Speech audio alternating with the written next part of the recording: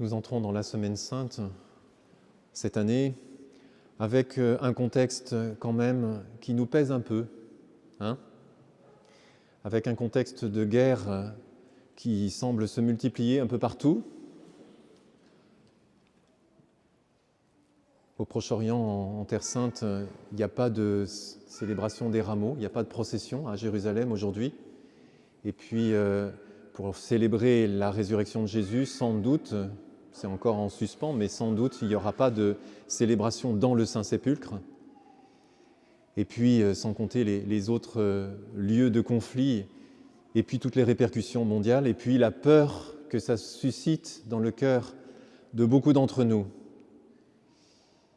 Alors c'est l'occasion peut-être, parce que nous ne sommes pas sous les bombes quand même, de réfléchir à la question du mal, à la lumière, très brièvement, de ce que nous avons entendu aujourd'hui. Jésus entre à Jérusalem sous les acclamations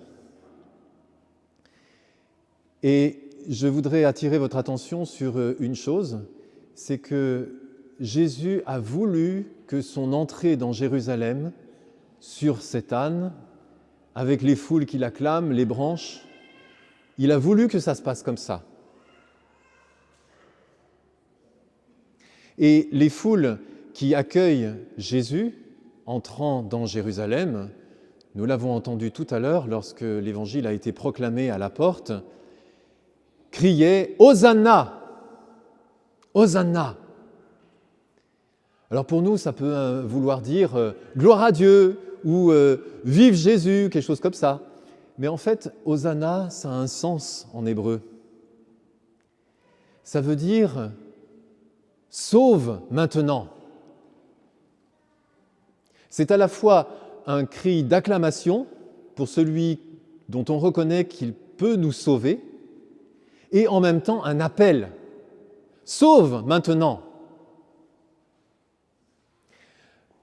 Ce cri de Hosanna, ces acclamations, ces branches, la foule, en fait tout cela, ça fait référence au moins à 2 textes de l'Ancien Testament et c'est évident que Jésus, il a ça en tête quand il met en scène d'une certaine façon son entrée à Jérusalem.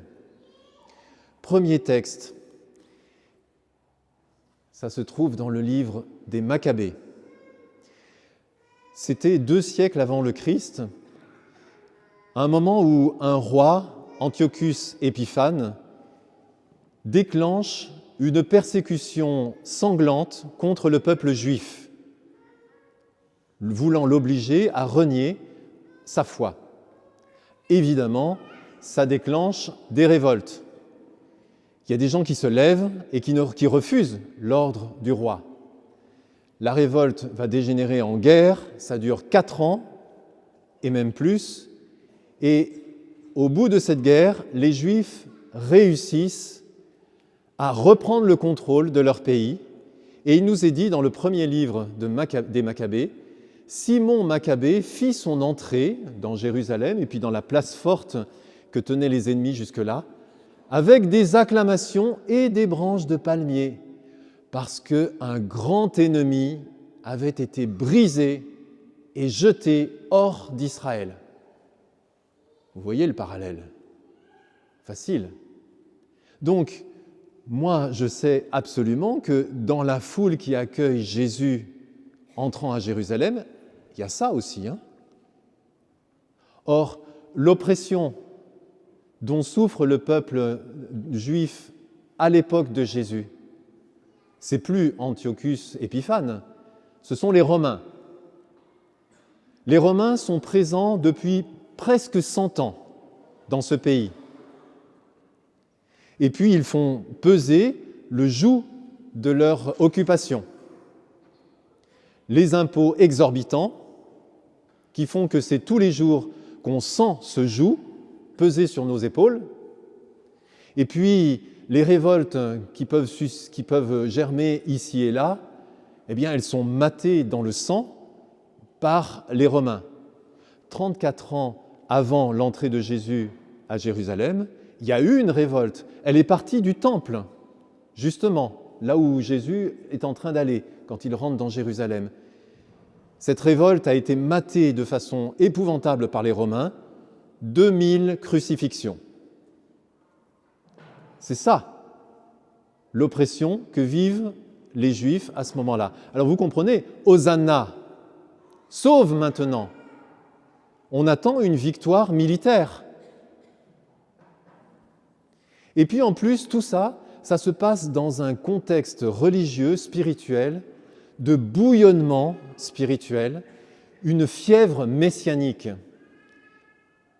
Aujourd'hui, on est dans des choses comme ça, hein, des fièvres messianiques chez les musulmans, chez les juifs, chez certains chrétiens.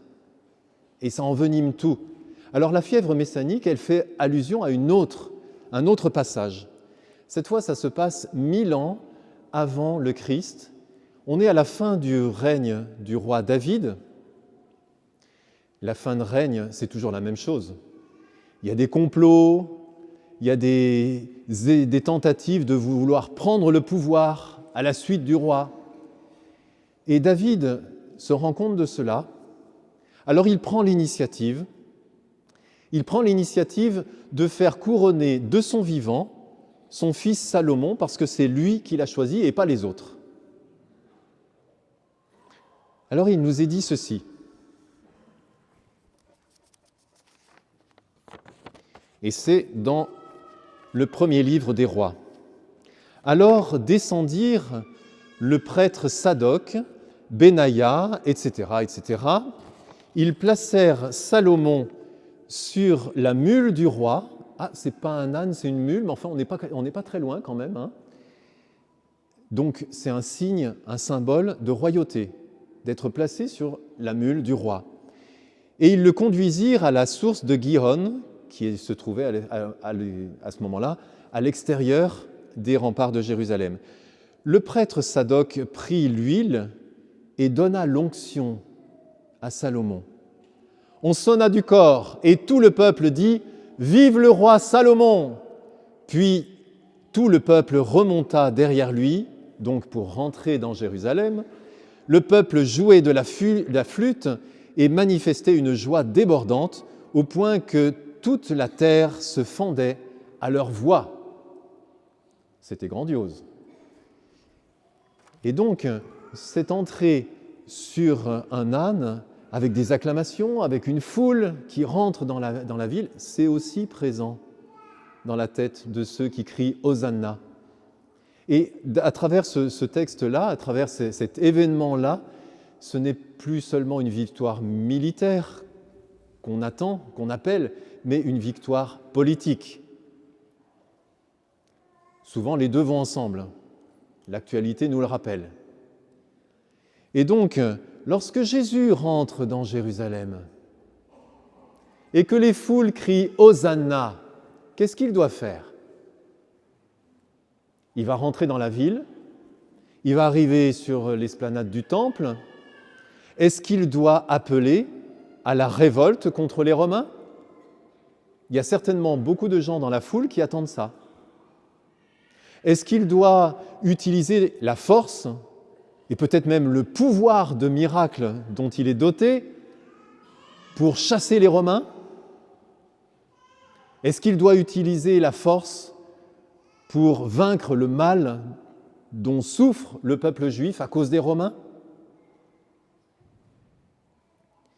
Jésus a des ennemis parmi les chefs d'Israël, on l'a entendu. Mais parmi le peuple, il est très populaire. Et le peuple de Jérusalem, autour de la fête de la Pâque, c'est 10 fois la population de Jérusalem en temps ordinaire. C'est-à-dire à peu près 300 000 personnes. Il y a une foule considérable. Et Jésus n'a qu'à faire ça, et tout s'embrase.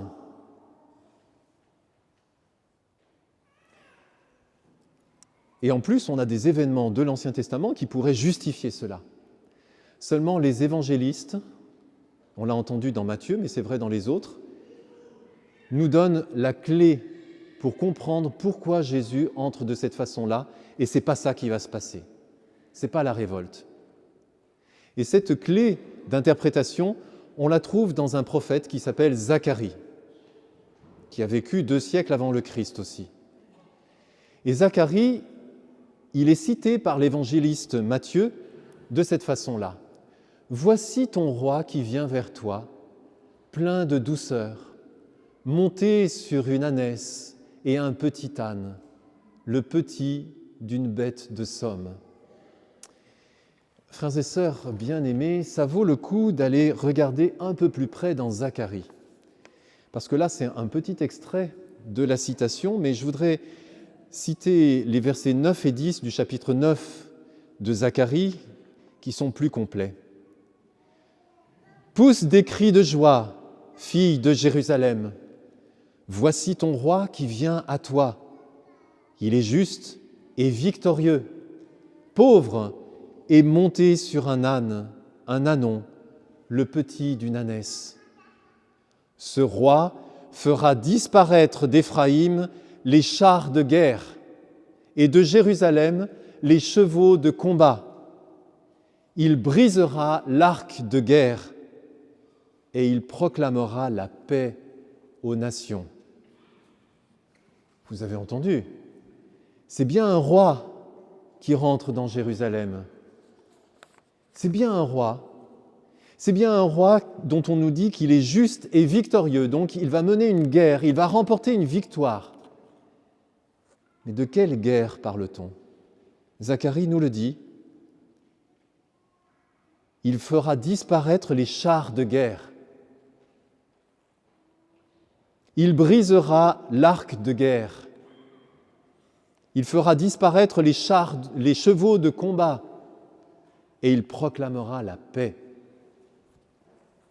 Voilà dans quel combat Jésus entre. Alors effectivement, Hosanna, sauve maintenant.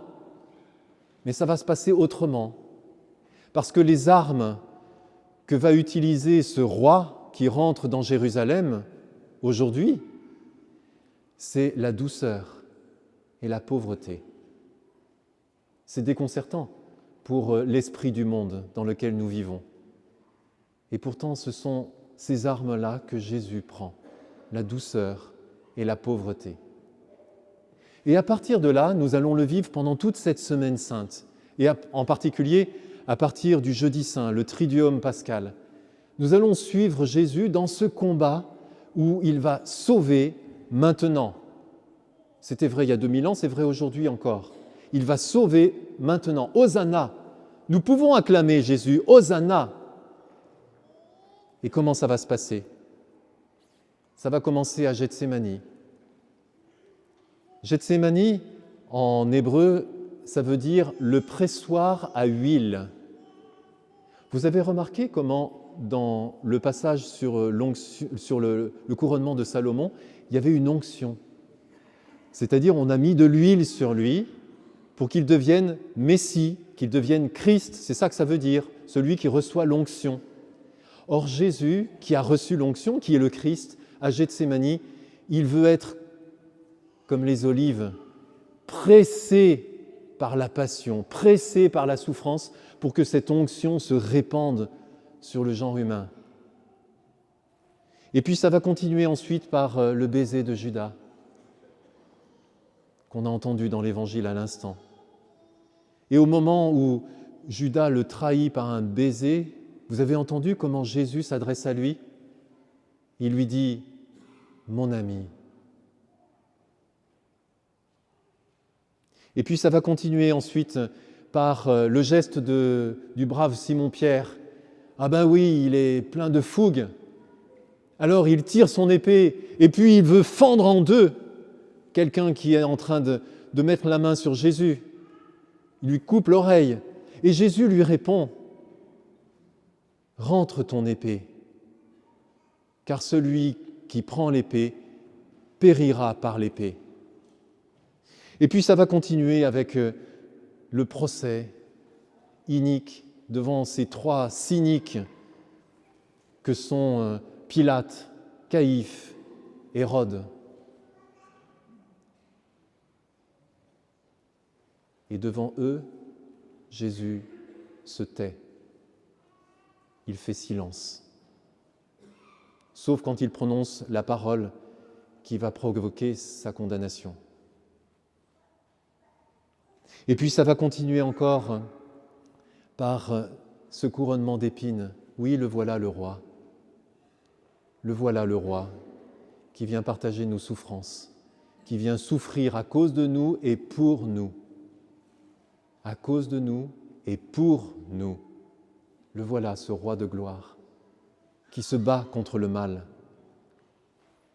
mais avec ses armes à lui, la pauvreté, la douceur.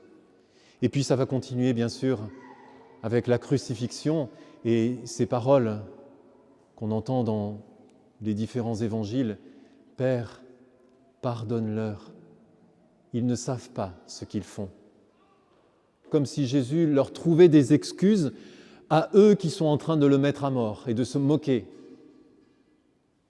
Et puis cette parole, c'est dans Saint Luc cette fois-ci, au brigand qui dit lui-même qu'il a mérité de mourir comme ça.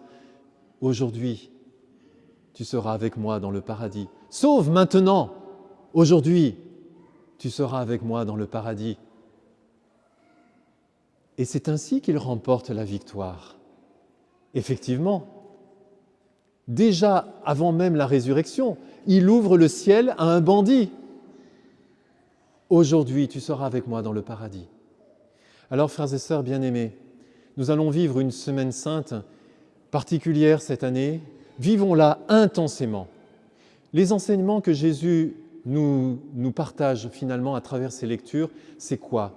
Ce sont des enseignements profonds, mais il faut qu'on se les répète parce que ce n'est pas naturel pour nous. Dieu n'est pas l'auteur du mal. Le mal n'est pas la punition de Dieu. Qu'on se le dise les uns aux autres. Dieu ne punit pas avec le mal. Il est incapable du mal. Il nous dit aussi que le mal est la conséquence du péché des hommes. S'il n'y avait pas de péché, il n'y aurait pas de mal. Oui, mais alors, mon péché à moi, pourquoi j'ai mal moi ? Ah oui, mais il nous dit aussi que le mal est injuste par nature. Il frappe les innocents. Il y a du mal qui se fait ici et ça frappe l'innocent qui est ici. Parce que si le mal était juste, il ne serait pas le mal. Il est forcément injuste. Et ça suscite notre révolte. C'est normal, parce que c'est injuste. Seulement l'innocent, au milieu de tous les innocents, et l'innocent suprême, c'est Jésus. Et là, dans sa passion, le mal se déchaîne contre lui. Et puis il nous apprend aussi que le mal ne peut être vaincu que par le bien et par l'amour. On entend des discours qui vont à l'inverse aujourd'hui. Et Jésus nous répète ceci. Il n'y a que le bien et l'amour qui peuvent vaincre le mal. Sinon, c'est le mal qui a gagné. Le cancer qui est dans le cœur de l'autre qui me fait du mal, si moi je réponds par le mal, le cancer vient dans mon cœur à moi aussi. Et il a gagné. Et puis Jésus nous dit aussi que l'amour est vainqueur. Le Christ est ressuscité le 3e jour.